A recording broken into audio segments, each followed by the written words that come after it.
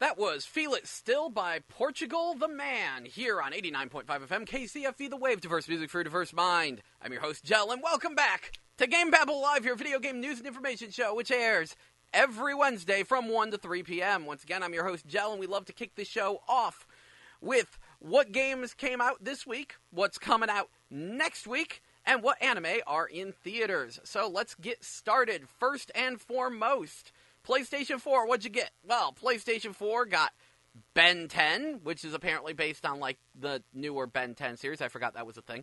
BioShock 10th Anniversary Edition, and...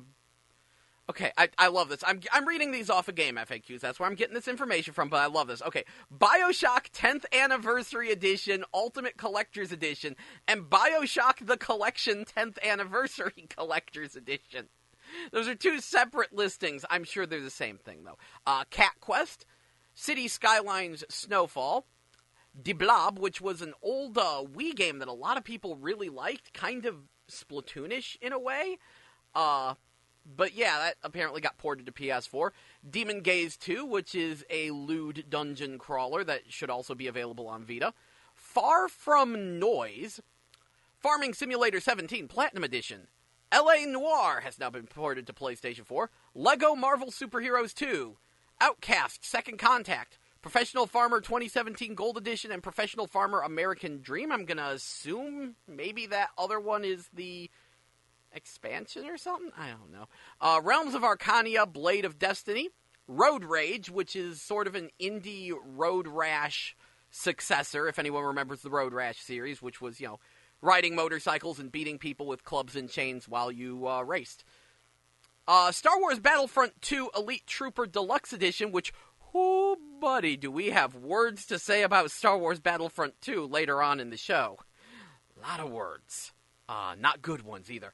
Transport Giant, Trove Adventures, and Warframe Plains of Eidolon. Also, tomorrow, Ash's Cricket comes out, along with De Blob, and this is really interesting if this is true. Knights of Valor is supposed to come out tomorrow in America. That is significant. I've actually been playing that game, played a good bit of it on my Hong Kong account. It is a free-to-play, side-scrolling, beat-em-up MMORPG based on a long-running series of Taiwanese brawlers. Me and a friend played it. We had a very good time with it. It's a little stiff in the control department, but it was good times. I actually spent money to buy some of the DLC in Taiwan because it was so compelling, and now apparently it supposedly will get a US release, which is good because it was already in English and the game's fun. Anyway, moving right along, on Friday, Crawl will be coming out, along with Schoolgirl Zombie Hunter, which is a third-person shooter spin-off of the One-chan series. Along with that, Star Wars Battlefront 2 will come out for everyone else, because, if you bought the deluxe edition, you got to play it a couple days early and find out just what a mess it is. The Elder Scrolls V Skyrim VR comes out on Friday, so that I'm very excited about. I admit, not a fan of Elder Scrolls. Skipped Skyrim entirely, but you put it in VR, suddenly I'm interested. So we'll see how that plays out for me. Could be great, could be terrible, but we'll find out. Following that, The Sims 4 and The Sims 4 bundle City Living Vampires and Vintage Glamour stuff for PlayStation 4. Sims 4 finally has a console release, along with Tricky Towers. That's what came out and is coming out this week. Xbox One, what did you get? You got Ben 10, the BioShock 10th Anniversary Ultimate Collector's Edition, Cities Skylines Premium Edition in Snowfall, De Blob Farming Simulator 17 Platinum Edition, L.A. Noire, Lego Marvel Superheroes 2, Outcast Second Contact, Professional Farmer 2017, Blades of Arcania, Realms of Arcania, Blades of Destiny. I am reading things very well today. Road Rage, Star Wars Battlefront 2 Elite Trooper Edition, Trove Adventures, Warframe Plains of Eidolon. Tomorrow, Ash's Cricket. Day after tomorrow, hey, here's something exclusive. Aquatica Turtle Racing. Okay. Star Wars Battlefront 2, Sims 4, special bundle stuff. Moving on, Nintendo Switch. What did you got? Nintendo Switch got a bunch of things. It got Batman the Telltale series, Ben 10, It'll Do 2, Plus, L.A. Noire has come to Nintendo Switch if you've ever wanted a portable L.A. Noire. Lego Marvel Superheroes 2, Lumo, Pinball FX 3, Rhyme, and Rocket League have all received Switch ports. And then tomorrow, Antiquia Lost comes to Switch, which was one of Kemco's monthly JRPGs on Android. That's the one that actually, like, the main girl is, like, a half slime and she eats items and transforms into things. It's funky. I already streamed it when it came out on Android, like a year or two ago. So there is that, though. Anyway, on Friday, Ginger Beyond the Crystal, Green Game Time Swapper, Rive Ultimate Edition, Elder Scrolls V Skyrim for Switch, VVVVVVV, and Xenoraid all come out. Xenoraid sounds fun. What the heck is that? It looks like a top-down shooter from some random developer. Interesting. Okay, moving on. 3DS got, oh dear, nothing yet, but on Friday, Pokemon Ultra Moon and Ultra Sun will be coming out for the Nintendo 3DS, along with a Pokemon Ultra Sun Ultra Moon Steelbook Dual Pack.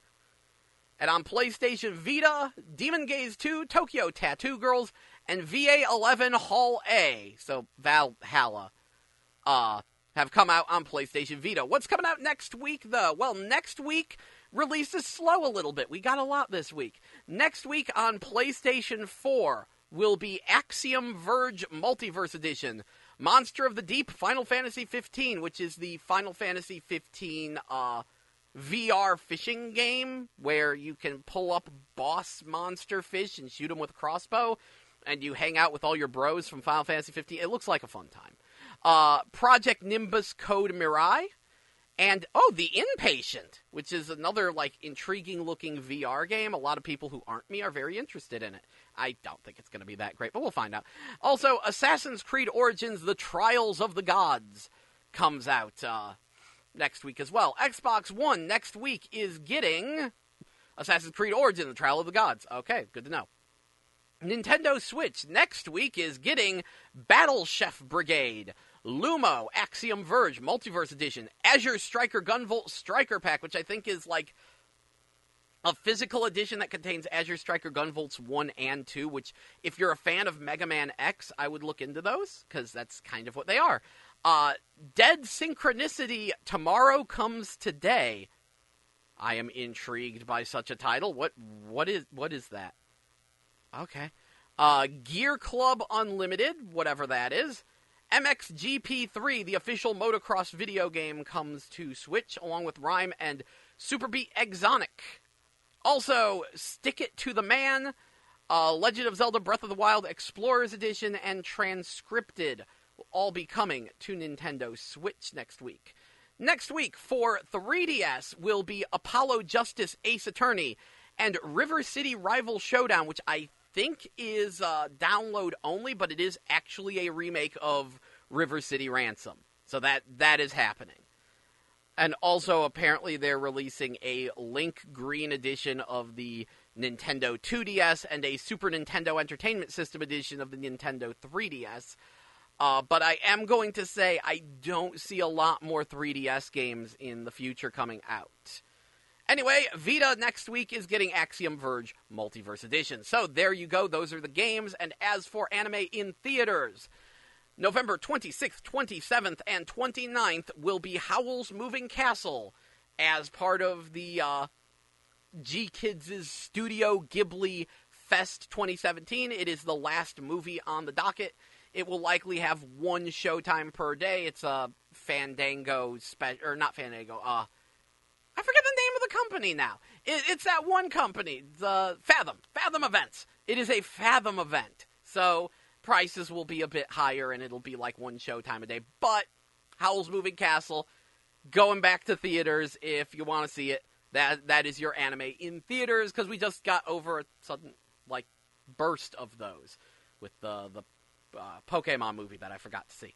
Oh well. Anyway, that wraps up the new game releases for this week and next week, and what anime are in theaters. When we get back, I will hit you with all sorts of video game news and information. We've got a lot of just weird stuff, unusual guest characters for fighting games, unexpected t-shirts for Sonic Forces, Niantic up to some hijinks, and something Princess Tomato and the Salad Kingdom related, in the off chance anyone listening remembers Princess Tomato and the Salad Kingdom. So please stay tuned for after the break. We will hit you with at least a chunk of that before later in the show going and talking about the debacle that is Star Wars Battlefront 2. The long and short is you really shouldn't buy that game. And also, before I get any further, I do need to say, after spending so much of the show last week raving about how much I was enjoying Sonic Forces, I am quite shocked at how poorly received it is everywhere else. But I stand by my opinion on it. I never said it was great. I said that I had a lot of fun with it, and that it wasn't as good as Colors and Generations, but I had a lot of fun. And you can tell because I streamed the whole thing. I got the stream up on the GameBabble YouTube channel. It is a shame I didn't have a face cam, but you can tell from my voice how much I loved that game. Even though it's flawed, very, very flawed, I still had way too much fun with it, and I don't take back a single thing I said. I am standing by my opinion there. Anyway, we are going to hit you with some music, so here's Juice by Yo Gotti, and when we get back, video game news and information here on 89.5 FM KCFV The Wave, diverse music for your diverse mind. Now here's Juice by Yo Gotti. Thank you so much for that. Was Juice by Yo Gotti here on 89.5 FM KCFV The Wave, diverse music for your diverse mind. I'm your host, Jell, and welcome back to GameBabble Live, your video game news and information show, which airs every Wednesday from 1 to 3 p.m. So, before we dive into the complete nonsense that is what's going down with Star Wars Battlefront 2, let me hit you with some crazy news. First and foremost, there has been a big free update to Super Bomberman R for the Nintendo Switch, which adds in a new 3-on-3 versus mode, adds in a bunch of new content, including a bunch of new characters, including a Reiko Hinamoto bomber based on the character from Rumble Roses, a Shiori bomber based on the Tokimeki Memorial character. We already have a Simon Belmont and Pyramid Head bomber. And on top of that, we have they have the nurse from Silent Hill as a bomber, and the most unexpected addition in the history of unexpected additions, they are adding a Princess Tomato bomber to Super Bomberman R, as in Princess Tomato and the Salad Kingdom, which if you've never played that, it was a very strange point-and-click adventure on the NES, and it was very good times, and all of a sudden, out of nowhere, hey, there's Princess Tomato. Like, you want to talk about the most unexpected guest character. That is more unexpected than the other guest characters. Let's hit you with them. Noctis from Final Fantasy 15 is coming to Tekken 7. Who cares?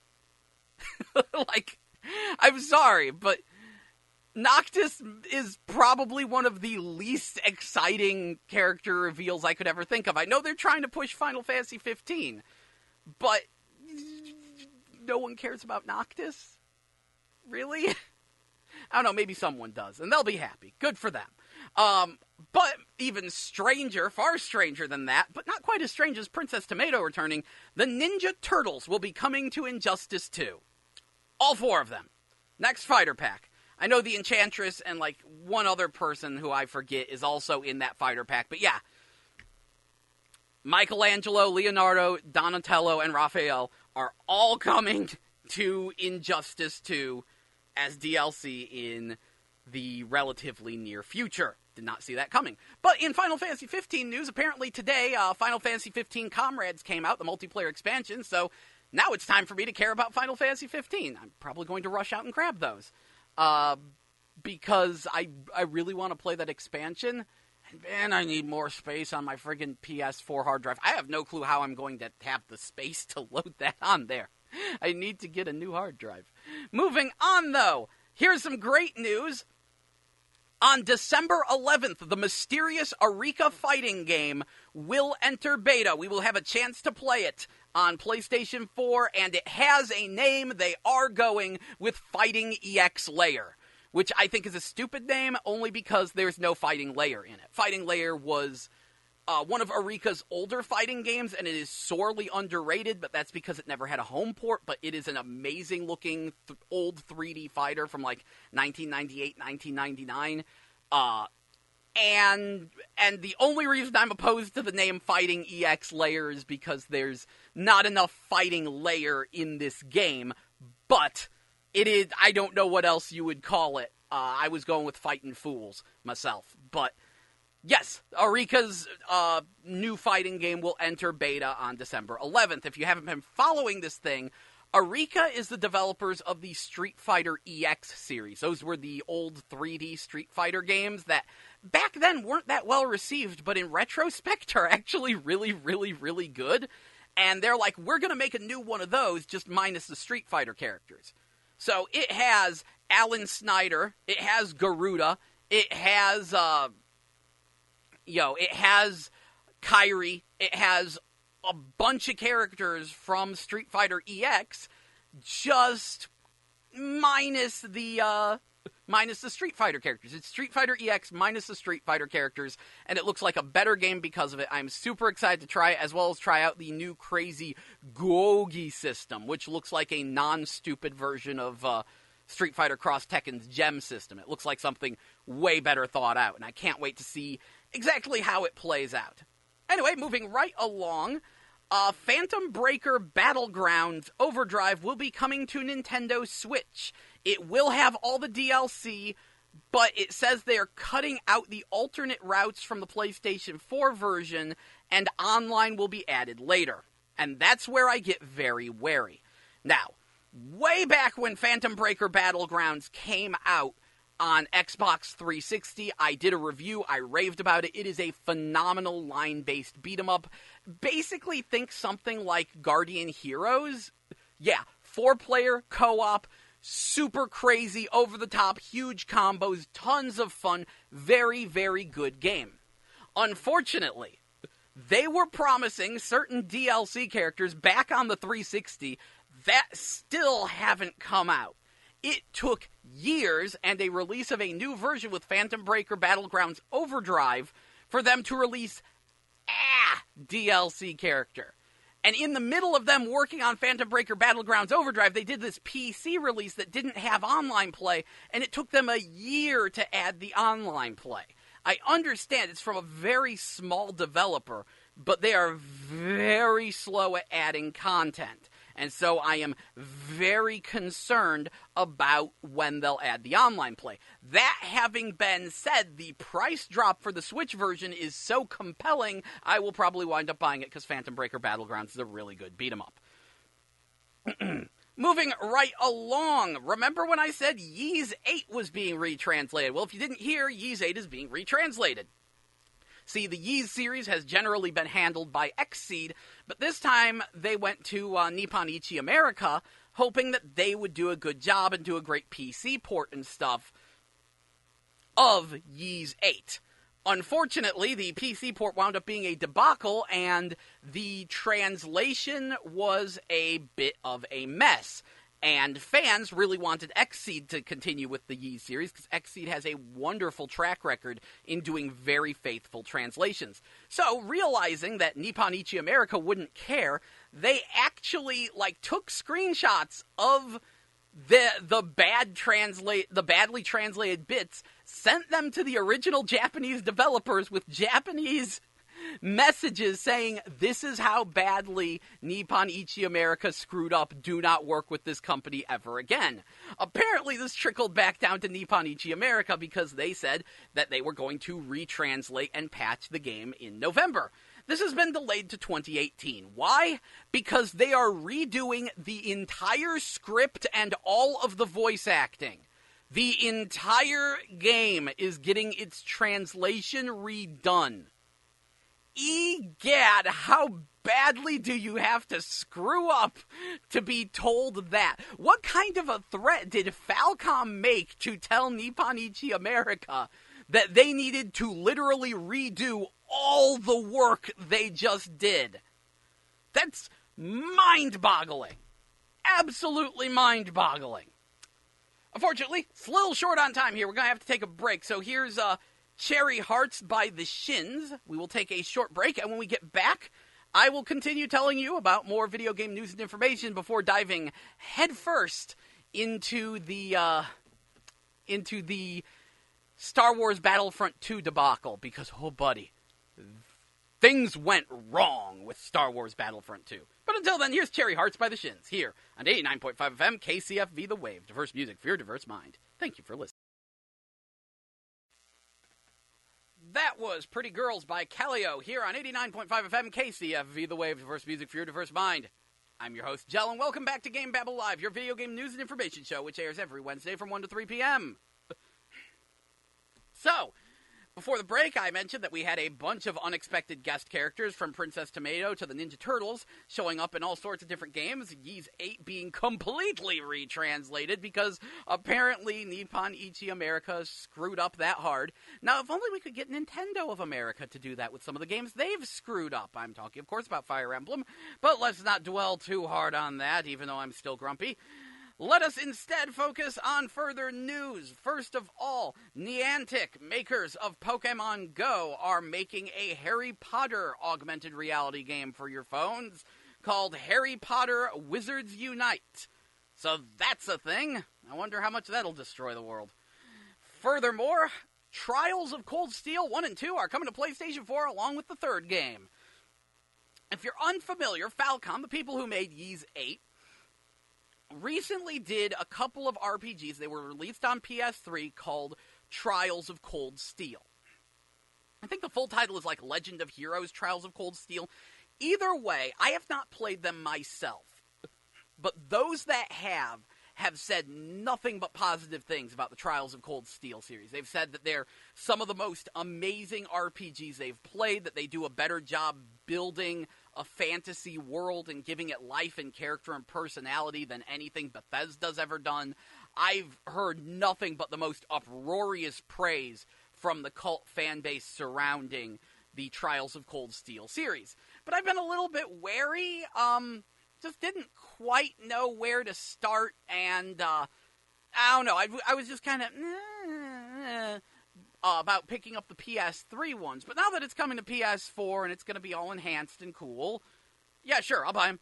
Give me Trials of Cold Steel 1 and 2. So that is happening at some point in the near future. Also, speaking of PS3 games getting ported to PS4, because apparently this entire console generation is a rerun, but Shining Resonance is coming to PlayStation 4 as well, at least in Japan. Shining Resonance being the most recent entry in the Shining series, as in Shining Force, and Shining the Holy Ark, Shining in the Darkness, Shining Soul. Yeah, that series. Sega effectively gave up on America just years ago trying to sell those games here, because a lot of people were like, why aren't these strategy games? So they gave up right before they released the newest Shining Force strategy game, Shining Force Feather, on the DS. Good job, Sega. Good job. That's what you do. You screw up in new and spectacular ways. But Sega is saying that they are considering trying to market the game in America again. Might be nice. Apparently, the PS4 port of Shining Resonance is going to be super enhanced, add a bunch of stuff, and have all 150 pieces of DLC included. So, that's a thing. Moving on, last piece of news before we dive headfirst into the complete mess that is Star Wars Battlefront 2.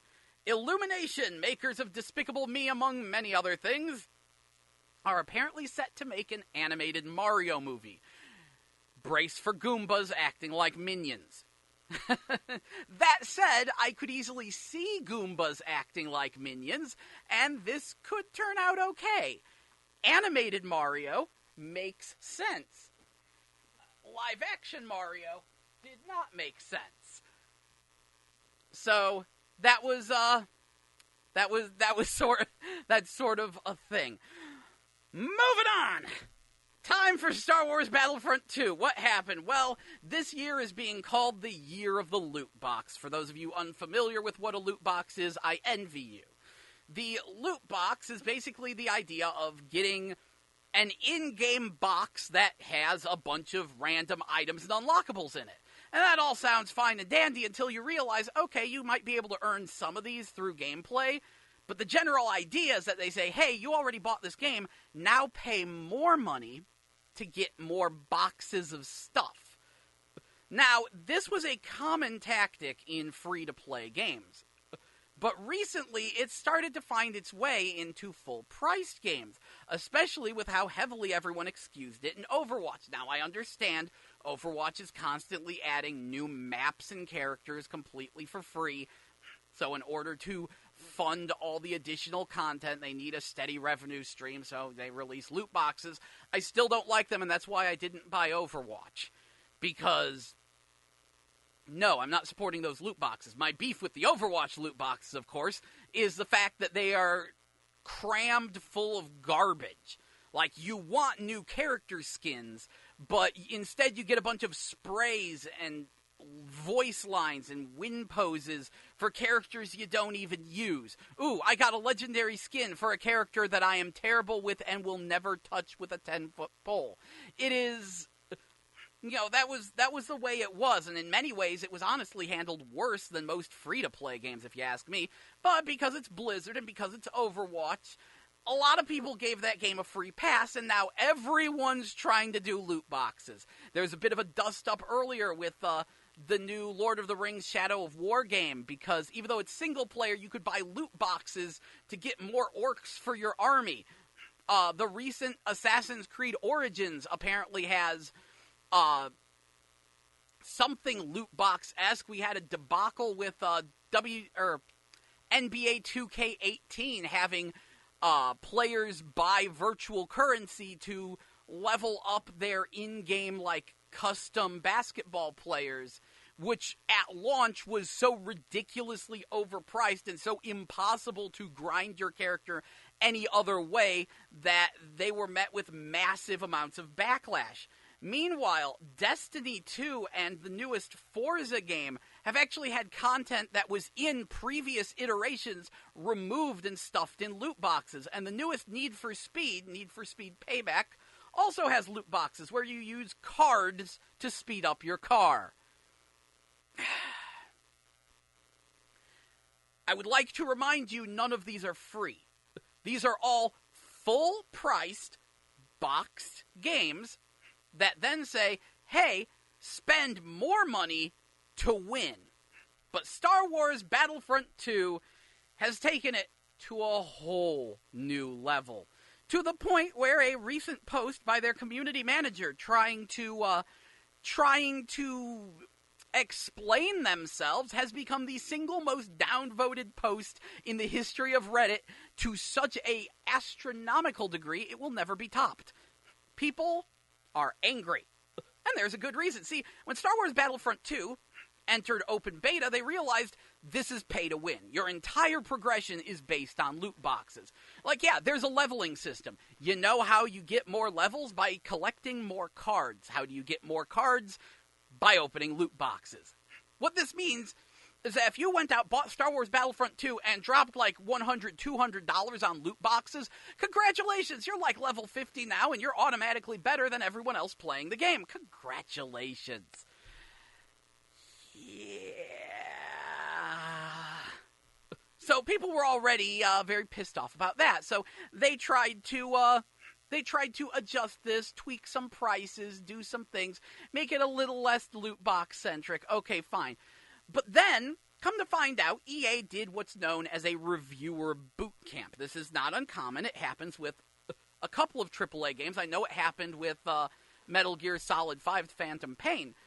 But what EA did was they invited reviewers and certain YouTubers to a big fancy hotel, bought them all hotel rooms, catered food to them so they are never want for food or drink, had systems set up, LAN connected so they could play Star Wars Battlefront 2 with absolutely no lag. They had the makers of the game, the development team was there to answer any question they might have in their reviewing process.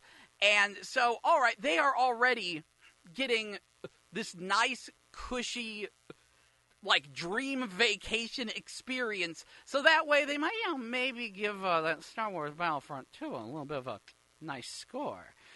So that's already pretty skeezy, but here's the better part. The prices for the characters in-game were drastically reduced for this. So when the reviewers were playing, if you wanted to play as Darth Vader or Luke Skywalker, they were only 10,000 credits. Like, it wasn't really that big of a thing. It was, only a little bit of a grind. In the full game, they are 60,000 credits. They cost 6 times as much. And it's like, whoa, what the heck? And people looked into it, and they were like, dude, that's a 40-hour grind. You would have to play the game for 40 hours straight at maximum earnings to unlock Luke Skywalker or Darth Vader in Star Wars Battlefront 2. And when people brought this up, that's when the EA rep came up and said, well, we wanted to make it so that way, players would have a sense of accomplishment when they unlocked it. They're like, I bought this game at full price.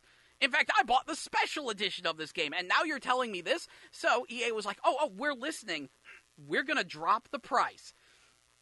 So now Darth Vader and Luke Skywalker only cost 15,000 credits to unlock, which is still more than they cost for reviewers, but okay, fine, they dropped the price down. That's good. That's a step, right? Oh, wait. Come to find out, they reduced the rewards you get, too. That's right. You used to get, 20,000 credits for beating the game.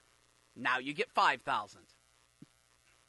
So, in the end, you're still probably going to be grinding for about 40 hours. Actually, more than likely longer, because come to find out, the arcade mode of the game has a 600 credit cap for how much money you can earn playing the offline arcade mode. You can only earn 600 credits a day, and then it tells you you have to wait 24 hours before you're allowed to earn credits again. Now, that's only for the offline play, but still, if you aren't playing this online, you aren't unlocking anything. People doing some calculations, they are saying that this would take 4,528 hours to earn everything playing online at maximum monetary gain. Or, you spend over $2,000 just buying loot boxes and hope you get lucky. Oh, buddy. So people are not happy about this, and, I know you're like, well, EA's listening, they're changing things, but that's actually a diversionary tactic. Someone who works in PR mentioned it, and apparently this is called making the outrage outdated. That's the plan. So every time people are like, I can't believe it takes 40 hours to unlock Darth Vader who costs this much, they could go, oh, we made changes. It's better now. And so now you can't complain about it. You can't use the same complaint. You have to mention that changes have been made. We're improving the game experience, but they're not. They are going to keep this being a grindy mess that pretty much requires you to buy gigantic piles of loot boxes in order to win. Now, on the plus side, the game does have a single-player campaign, which ends on a cliffhanger that's to be continued in the DLC. So you know. Honestly, at this point, I know, and EA is trying to, change the story. They're like, oh, well, our developers are being harassed, and you shouldn't harass the developers, because, I want you to think about what it must be like being someone who worked on Star Wars Battlefront 2. Because you probably weren't the person going, we should scam people out of their money. More than likely, these are people who spent, hours upon hours, hundreds of hours of their life modeling the best-looking characters they could, building the best-looking maps they could, optimizing the game so it could run as best as it possibly could, putting real effort into it. I look at it and I'm like, this game looks gorgeous. I am in awe of the amount of polish and effort that went into it. And then it's like, oh, by the way, the whole thing's a scam. Well, there goes that. At that point, I actually feel sorry for the developers, because if all goes well, the game will not make the amount of money they expect, and a bunch of people will get laid off. which I feel bad for because they shouldn't get laid off, but at the same time, this game shouldn't sell. But it will because it's Star Wars, and a lot of people probably won't be informed about how much of a complete disaster this game is turning out to be. Speaking personally, I thought about it, and I'm like, how does EA fix this? And the only thing I can think of is to take this game and make it free-to-play, because they're already treating it like a free-to-play game.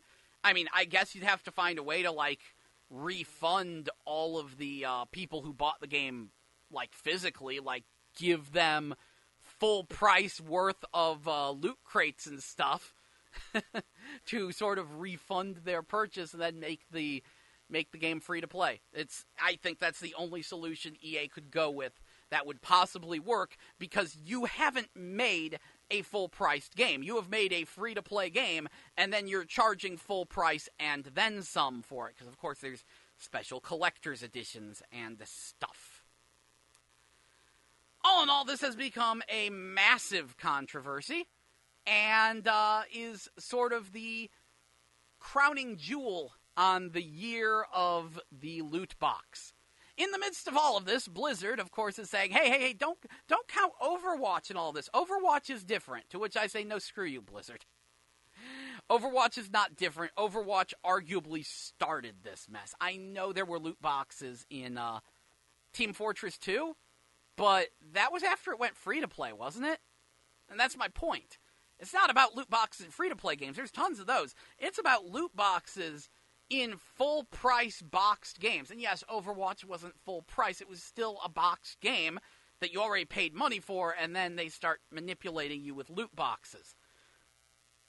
Just the whole loot box debacle is ridiculous, and I am so glad that I'm not playing any games with them. I mean, apparently WWE 2K17 has loot boxes in it, or 2K18 has loot boxes in it somewhere, but I haven't found them. I think they're in a garbage mode that someone didn't think through very well, so I haven't had to purchase those. And that is another plus you can put in the Sonic Forces column. Sonic Forces does not have loot boxes. It's got that going for it.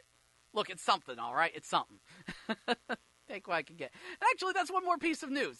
Completely shifting gears to a piece of news I forgot to mention. Data miners looked at the recent update, the 1.01 update for Sonic Forces, and found that Supersonic, which they mentioned, is coming as DLC. There will be a DLC expansion that lets you go supersonic, as well as Sonic t-shirts have been added. As in the MS Paint drawing of Sonic that's been a meme on the internet for a while. Yeah, you will be able to get t-shirts of Sonic in the actual Sonic Forces. That's the thing. We live in a very strange world. Anyway, it is time for another break. So here is In the Name of Love by Martin Garrix featuring Bebe Rexha. Here on 89.5 FM, KCFV The Wave. Diverse music for your diverse mind. Thank you so much for listening, and stay tuned for more video game news.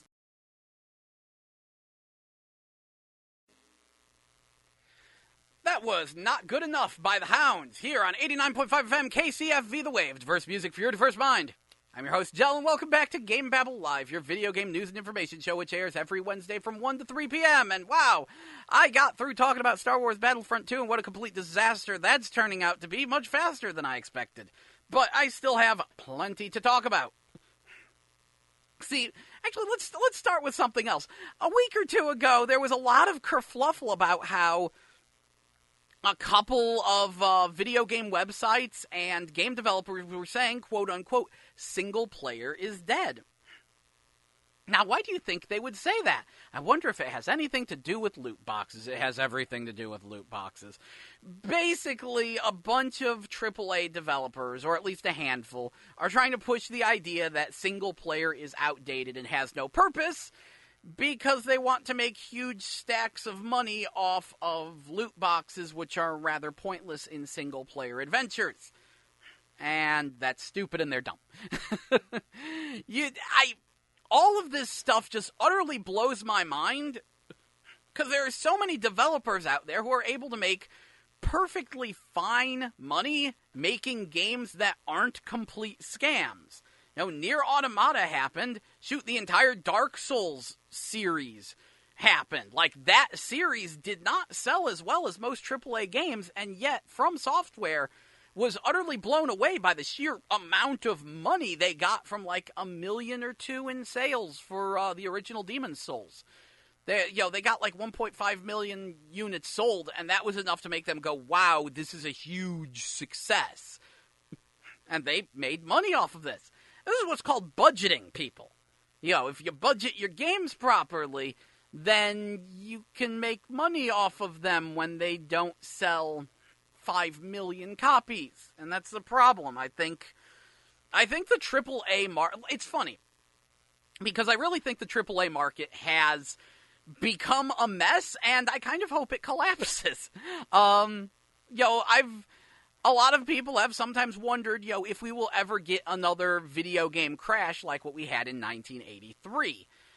Basically, in 1983, there were so many different game consoles and games on the market with so little quality control that people pretty much just stopped buying video games. They became known as a fad, and the entire industry imploded for a year before Nintendo brought it back with the NES and some very different marketing involving toy robots. It's a long story. Now, that crash only happened in America, but it still had a massive impact on gaming. And sometimes people wonder, are we heading towards another crash? Now, gaming has been around for so long and is so widespread, is so deeply ingrained into our popular culture at this point that no, there will never be a crash like 1983 ever again. But that doesn't mean sections of the industry couldn't crash, and honestly, AAA gaming needs to crash. See, me and a friend, this was a funny thing. Me and a friend were actually talking about this in a car once. And I mentioned this, and he was like, AAA doesn't mean anything. It's just a buzzword. And I'm like, exactly. Let's define AAA gaming. AAA gaming means, it's the kind of games that have ridiculously huge budgets. They are the kind of games that can afford to have huge marketing and call themselves AAA games. It is a marketing term, but that's what it means. It like, the sound of it makes you think quality, but it isn't really a sign of quality. It's a sign of the sheer ridiculous amount of money put into it. Basically, what we call a AAA game, what it really means is the Hollywood blockbusters of video games. The ridiculously expensive, drastically over-budgeted games that you see all the TV commercials for, and that get all the big posters and get the special collector's editions, and, all the magazines have it on the cover because they're being paid to put it on the cover. Those kinds of games. Your Star Wars Battlefront, your Assassin's Creed Origin, those kinds of games. To their credit, this ridiculous influx of money does allow them to have some pretty incredible visuals. But it also means that if one of these games flops, and by flops I mean sells less than 3 million copies, the entire development studio can be shut down and like 100 people lose their job. Like, these are all very hit or miss. They must hit. They must land entirely, or everything just collapses. And it's because of that a lot of these games, they can have a lot of features and a lot of options and very pretty visuals, but they can't experiment. They have to be very careful with what they do, because if they don't sell well, everyone loses their job. So they have to be, they have to tiptoe. They have to work around. And then, they try to figure out ways to further monetize the games. And it just winds up becoming a complete mess. I do worry, because of course, free-to-play games on mobile devices make ridiculous sums of money with very little effort through some of the way they do microtransactions with loot box-esque things. I cannot blame a developer. It's kind of sad to think about when you realize that more than likely some cheap knockoff of Candy Crush. Not even the real Candy Crush, but a cheap knockoff made by just some random person in like 5 days probably makes more money than Nier Automata. And that's one of the big hiccups of the video game industry, is how much money people can make off of crap, while good stuff can make significantly less money despite significantly more effort. It is a conundrum, but I do wonder how much that can really work for a AAA game space. You know, paying full price for this big fancy game and then treating it like a free-to-play game. Especially, this is the thing that always got me. I mentioned that they had this virtual currency for building your custom basketball player in NBA 2K18, right? That's a yearly game. There's going to be an NBA 2K19. And I don't think you'll be able to port your basketball player over. No one will care about how much you grinded or how much money you spent on virtual currency for your basketball player in NBA 2K18 the millisecond NBA 2K19 hits. Think about that for a minute. And yeah, it's... And that's what a lot of these games are. When did Star Wars Battlefront 1 come out? And I mean the EA ones, not the originals. I know about the originals. The original Star Wars Battlefront series was on the PlayStation 2 and original Xbox, and they were supposedly much better games anyway. I couldn't play them, though, because, yeah, I didn't have broadband, and they seemed kind of pointless to play offline. But they seemed really, really cool. I always wanted to play them. Star Wars Battlefront. Let's see. Yeah, that's the EA one. Star Wars Battlefront EA. That was 2015. Okay, so it's 2 years. So there will be a Star Wars Battlefront 3 in 2 more years. I'm sure of it. So, why would you spend all this money on all these loot crates when you know it's going to be made obsolete in a year or two? It gets a little bit on the dumb side. And I really hope this doesn't take off. I hope this starts to bite some of these people in the butt and they realize they need to back off. I'm very glad that this controversy is going on and is being as harsh as it is because it deserves it. Now, I've heard a defense of loot boxes where people like to say, well, it's like opening a pack of Yu-Gi-Oh cards, You don't really know what you're going to get. Actually, you do. You know you're going to get Yu-Gi-Oh cards when you open a pack of Yu-Gi-Oh cards. That's probably my biggest beef with loot boxes, because they fill them with so much random crap.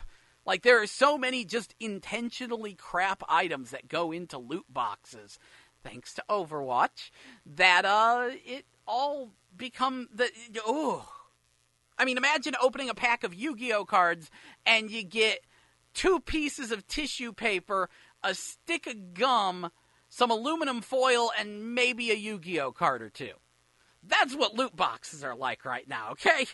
Let's not kid ourselves. I have played so many stupid free-to-play games, and none of them reach this level of scamosity that I'm seeing out of these AAA loot boxes, and it's really disgusting, and it makes me so happy that I don't play any of these games. The advantage of being a hipster with weird tastes, right? The advantage of being the one guy who's enjoying Sonic Forces. I'm not alone, but I feel like I'm alone sometimes. I'm going to put up a video pretty soon. I've been meaning to do it for a couple days now. Even drew the artwork for it. Actually called Sonic Forces. Well, I liked it. That'll be a good time. But yeah, no, I'm wondering, with the way the AAA market is, if they're really going to try to convince me that these games require this much of an influx of money in order to keep them going, then they need to stop going. That's what I'm thinking. Because there's a lot of games that, like, don't pull this, and they're very nice. Super Mario Odyssey did not pull this. It is a wonderful game. Legend of Zelda Skyward Sword, it just has regular DLC. Regular DLC is nice, especially in comparison. What else? There's a bunch of stuff. But yeah, that's about where we're at with this whole debacle. But anyone that tells you single player is dead is a complete idiot. Because, looping back around to what I was originally talking about, how the whole single player is dead thing that they were trying to push for a few weeks is just a bunch of AAA developers trying to push this idea of, we can make these multiplayer games as service, pay full price, then pay us more kind of games. No. Single player is dead, you say. Super Mario Odyssey seems to be rather well received in its single player. Legend of Zelda Breath of the Wild, very well received, seems to be single player. Nier Automata, very well received, very single player. And yes, I am very excited about Final Fantasy 15 Comrades, but that's just because that's a brilliant idea. I would like to take a moment to point out why that's a brilliant idea. Because I know some people have gotten worried. Are you saying there should never be a single-player Final Fantasy? No, I would like Final Fantasy to stay single-player. But multiplayer bonus mode ain't bad. See, with Final Fantasy 15, I know, completely changing gears, but stick with me here. With Final Fantasy 15, you have this big, free-roaming open world where you can run around and do quests in, and that's very, very nice. But, I love the fact that they built this huge world, and that they built this entire wonderful single-player campaign around this huge world. But then them going back and saying, hey, for a couple extra bucks, you can make your own character, team up with friends, and run around this world slaying monsters and stuff. That sounds like a good time to me. Not sacrificing the single player or focusing too much on multiplayer, but having a multiplayer bonus mode is always nice. Indeed, I do wish Sonic Forces had some kind of, multiplayer online race mode where I could show off my custom avatar and stuff. Multiplayer is a great bonus, but telling me that single player is dead, you're an idiot. No, it's not. People will always want single player games, especially when you realize how antisocial people were. You know what? This actually links back to what I was saying about Dark Souls and Demon Souls. One of my big beefs was when Demon Souls came out and everyone was raving about it. That was the first of the Souls games. There were a bunch of articles about how Demon Souls was the future of multiplayer games. The netcode for multiplayer was terrible, and the way multiplayer worked was convoluted. What they meant was that they loved the whole, leaving messages and blood splotch things that showed you how other people died and stuff. It was the future of multiplayer games because you could utilize online elements while playing the entire game single player. And the fact that people found this to be the ideal way to play an MMO in their minds just shows how much people would like single player to still be a thing. Seriously, reflect on that. It's kind of nuts to think about. Anyway, that is absolutely where I am at with that. So yeah, we are going to... It's a little early for a break. I know when we get back what we're going to talk about. Anyway, may as well... there's something I haven't talked about in too much depth for a few minutes. Xenoblade Chronicles 2. I mentioned last week that Nintendo did a Nintendo Direct for it, which you can watch. But that game is looking very, very interesting. It is looking like another very fleshed out RPG for the Switch, which is very surprising when you remember that Switch is kind of a portable system, but it has a big old world. And the thing that really surprised me is the Blades system.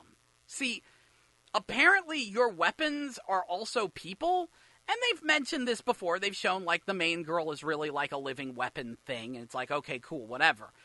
Except you find out that, every single blade that you find in the game is also a character.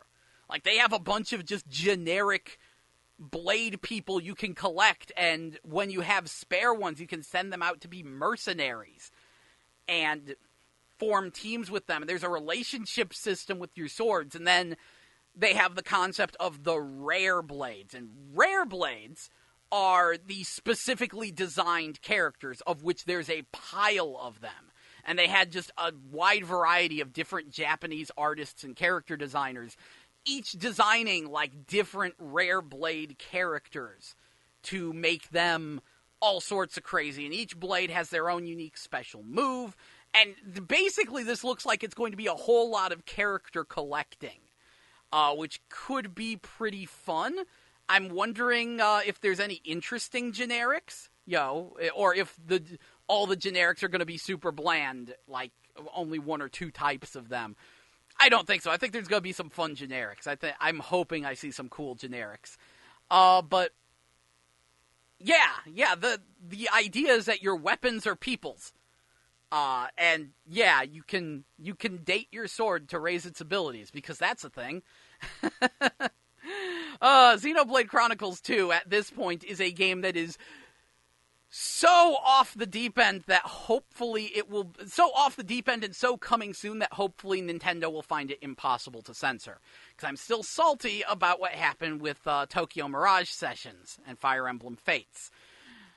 But yeah, it looks super anime, like more so than any other of the Xenoblade games. We're going back to freaking Xenosaga here with this look. And on top of that, apparently there's going to be a Xenoblade Chronicles 2 outfit for Legend of Zelda Breath of the Wild, as sort of a cross-promotion thing. And there is going to be a season pass for Xenoblade Chronicles 2, which will add more characters and new story mode content. Like, basically, after you beat the game, there will be more story via this season pass. And yeah, we'll see how it turns out. We'll see how it turns out. Anyway, we are going to take a short break. So coming up next is Ins and Outs by Sophia Carson here on 89.5 FM KCFV The Wave. Diverse music for your diverse mind. And when we get back, we'll talk about more things. So please stay tuned to 89.5 FM KCFV The Wave. Here's Sophia Carson with Ins and Outs.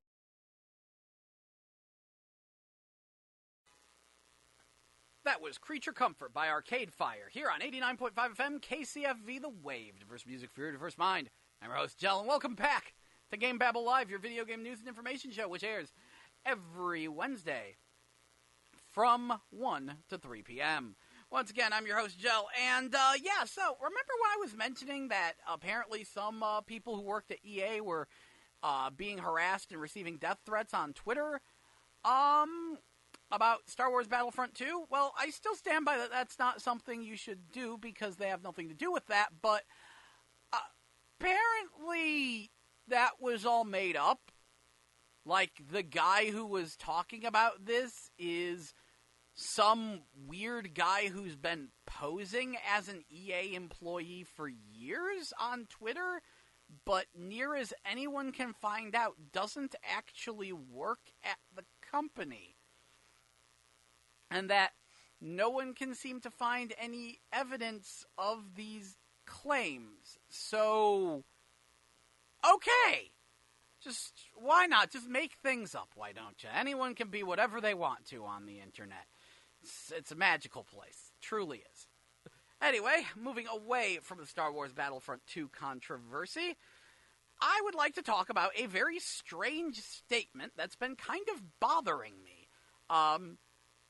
I was watching a certain famous YouTuber, and in the middle of talking, he was actually talking about the whole single player is dead thing, and he was commenting on how video game news was often full of hyperbole, and how we often said things were dead constantly in gaming. And he pointed out the fact that people would claim that VR is the wave of the future, only to then declare VR dead shortly afterwards. Something that he himself has been guilty of, but what made it interesting was he then made a snarky comment about how Sony doesn't care about VR and gave up on VR, like weeks after the headset had launched. And that statement utterly boggled my mind, and yet I've heard similar sentiment from other people, saying that LOL, Sony just completely lost interest in VR about a week after they released the thing. And I'm like, then how do you explain literally every game show they've done? See, this is the thing. Literally every, big video game news press show thing, whether it's E3 or the Tokyo Game Show or Paris Games Week, Sony has gone out of their way to highlight new upcoming PlayStation VR games. And every time this happens, I've heard people honestly whine and complain about it. They go, no one cares about VR. VR is stupid. Why won't you get it through your head? Why is Sony showing off VR? No one cares about it. And then these same people, few months later, go, LOL, Sony clearly doesn't care about VR. No, clearly you don't. Now, in their defense, I remember what went down with the PlayStation Move. I will be honest, Sony's a bit of a mess in this regard. The PlayStation Move, as well as the PlayStation VR, are both products of Sony Computer Entertainment Europe. Europe is like the home of good motion control.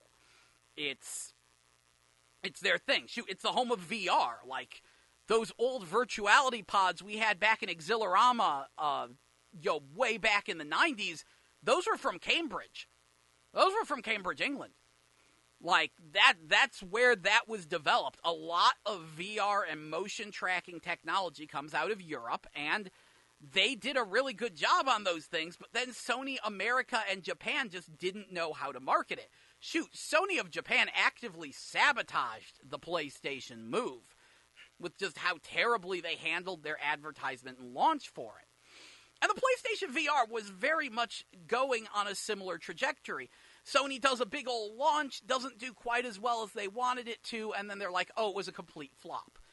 Sony initially intended for the bundle that comes with the camera and the controllers of the game, that was supposed to be launch day only, and that's what sold out. The stuff that doesn't come in the bundle, just the headset alone, that one wound up selling, not as great. But the big bundle with all the goodies in it, that one sold out pretty much launch day. That did really well, and Sony was going to be like, no, that was launch day only. Sony had initially cut the first shipment of PlayStation VRs in half because they didn't think there would be that much demand. And indeed, what went down with Riggs was outright disgusting, as Riggs was supposed to be the big competitive VR esport game that everyone's supposed to get super excited about, and Sony had a little leaflet in every single VR game advertising the thing, but Sony themselves barely advertised it. And then, only a few months after it came out, in the middle of developing updates for Riggs, Sony closed down the studio. In the middle of updating, Sony was just like, nope, studio's closed, we done. Clearly this was a flop. And then, a few months later, Sony's like, oh wow, VR is actually selling really well. Indeed, at the Tokyo Game Show, so the Sony representative got on stage and said, we will be shipping more PlayStation VRs because they've been rather hard to get in Japan. Furthermore, the Farpoint bundle with the controller has been hard to get in America. They've continued producing those, but, I mean, it boggles my mind that such a thing would be hard to find, that people would be that in demand for VR stuff. And I'm getting a little concerned because apparently Amazon is sold out of their copies of Skyrim VR because people kind of want this stuff. There is kind of a demand, and because of that, Sony has actually continued to push VR and said that they are in it for the long haul. Something I actually believe, because the PlayStation VR actually does have over 100 games on it. It's just that most of them are digital downloads that don't cost full price, because most of them come from little indie developers. But even still, Sony has bankrolled some more AAA VR releases. Sony has clearly cared a lot about VR, but no one else cares. Not general game sphere. I don't know how to describe it. But the main thing that I would like to point out was what happened with IGN a couple months back. I think it's about a half a year ago now. IGN just removed the VR section of their PlayStation 4 area. They just completely removed it. And a lot of the VR games that come out, I don't think actually get reviews on these sites. It's clear that the general gaming, like the general sphere of game journalism, isn't really discussing VR. They don't care about it. And because they don't care about it, they think Sony doesn't care about it, even though Sony is putting in serious effort here. And it kind of blows my mind that people would make these statements, that they would say, no one cares about VR, oh, why is everyone talking about it? No one cares about VR, why does everyone care about VR? And yes, that does, of course, tie in, as I mentioned earlier. Skyrim VR comes out on Friday, and that will be my first time playing Skyrim. It is such a shame that I cannot get my webcam to work anymore. Figured out why. It's because apparently the 32-bit version of OBS Studio just has completely lost its mind, and has a bunch of memory leaks, and I don't have a 64-bit version of the camera drivers that I need, so I can't use the camera with the 64-bit version of OBS, which is what I need to be using. And honestly, the 64-bit version runs way better, because the 32-bit version of OBS Studio takes up like 50% of my CPU power, but the 64-bit version takes up only 15% of my CPU power. So make of that what you will. I wish I could get my camera working in time for Skyrim VR, but I will likely make a point of streaming some Skyrim VR when I get it, because it'll be my first time in Skyrim. I honestly hate the Elder Scrolls series. I didn't like Morrowind. I did not like Oblivion. I really didn't like Oblivion. And so I skipped Skyrim, because why would I give that game a shot? But you want to give me one-to-one sword control. You want to let me run around a gigantic world in VR. I'll take a peek, but I'm a little concerned, because apparently the movement with the PlayStation Move controllers is teleport only. You can get smooth movement if you're using a DualShock 4 controller, because you can play the game like with buttons. If you want to, you could just sit down, play the game like a normal version of Skyrim, just you can look around in your headset and get a good sense of scale. But obviously, I'm not going to do that. I am going to stand up, and I am going to swing the crap out of some swords and fling some spells and shoot some arrows. And I want to put this sucker through its paces, really see, does it function as a VR game, or is it ridiculously tacked on? I'm very excited to see what happens with it. And yeah, so I can't wait to try that out. Also, speaking of VR news, in the off chance anyone that actually owns a PlayStation VR is listening, Ancient Amulator's next DLC is coming up soon. The company's been advertising it, because the way they did Ancient Amulator, which was sort of this wave shooter tower defense thing, with a bunch of very uniquely designed characters that you got to play as, was each one with like their own unique style of attacking enemies. Like, one's the archer, one uses dual shotguns, another one generates magic spheres from a book, and they all require you to do different motions to fling things around, and it's pretty great. Admittedly, it launched very light on content, with only 2 environments and 4 stages total. It didn't really feel like a very complete game. But they said, hey, for the first week or 2, we'll make the DLC free when we release the new DLC. They already released one, which was like this Viking guy that could just throw all sorts of objects along with the ice environment. Now we will be getting an Asian-themed environment and a samurai fox girl named Chio, who will be coming out supposedly soon. They've really been pushing that on the PSVR subreddit, and they've got the 3D render up, and they're like, yeah, no, it's going to be great. And I'm like, good. I would love to know how this character plays. Show me the trailer. When's it coming? But yeah, that'll be free for like the first week or two.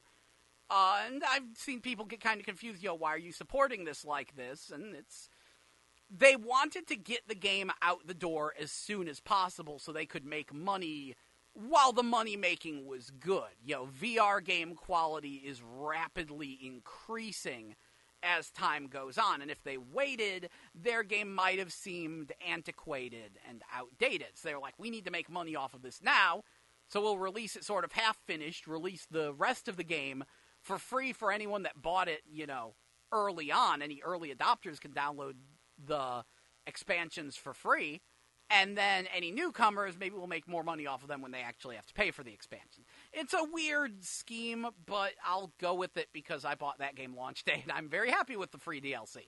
So I'm rolling with it. I can't wait to give it more of a chance, because I actually had a ton of fun with Ancient Amulator. That game is trippy and fun.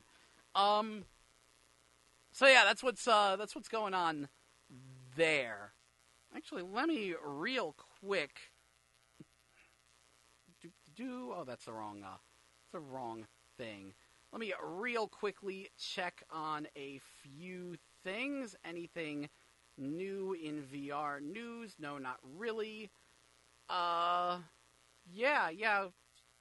Final Fantasy 15 Monster of the Deep is going to happen. Oh, wow, that same day, though, Rec Room comes out. Rec Room's been in beta, and that game looks interesting, because what Rec Room is it's like this multiplayer minigame collection where you and, 6, 8, 10 people are all, running around an entertainment center and can, play a bunch of games. I did see there was one that involved swinging swords at orcs, so I'm on board, and Rec Room's actually supposed to be free, so I don't even know how that works.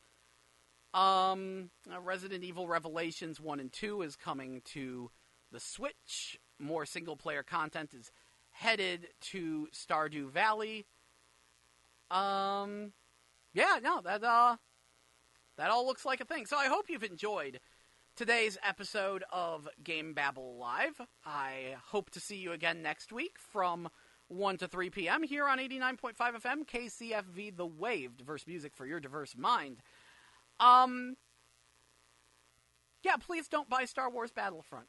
I would wait to see what happens, because there is honestly a chance this could go free to play, because I think that's the only way EA could save any sort of face with what they've done with this game, is to just start giving it away, because this is not a full price game, EA. I don't care how much content it has. You have turned this into a free to play game.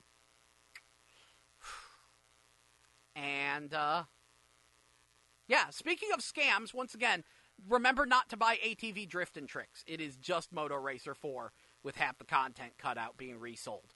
So just buy Moto Racer 4 if you want to play that game. Same game. Blows my mind, I know.